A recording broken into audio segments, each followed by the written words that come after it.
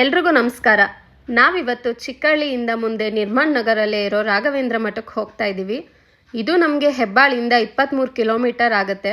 Own ವೆಹಿಕಲಲ್ಲಿ ಬರೋಕ್ಕಾಗದೇ ಇರೋರು ಬಸ್ಸಲ್ಲಿ ಕೂಡ ಬರ್ತಾರೆ.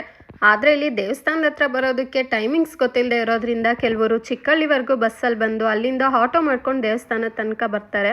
ಚಿಕ್ಕಹಳ್ಳಿಯಿಂದ ಈ ದೇವಸ್ಥಾನ ತಲುಪೋದಕ್ಕೆ ನಿಮಗೆ 4 ಕಿಲೋಮೀಟರ್ ಆಗುತ್ತೆ.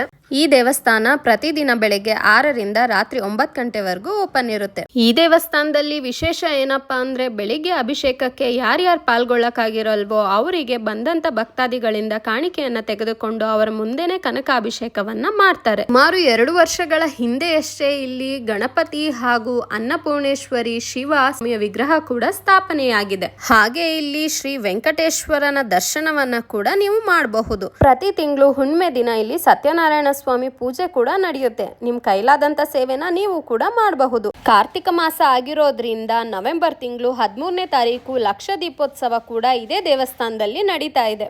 ಹಾಗೆ ಇಲ್ಲಿ ಪ್ರತಿ ಗುರುವಾರ 2ನೇ ಮಹಡಿಯಲ್ಲಿ ಅನ್ನ ಸಂತರ್ಪಣೆ ಕೂಡ ನಡೆಯುತ್ತೆ.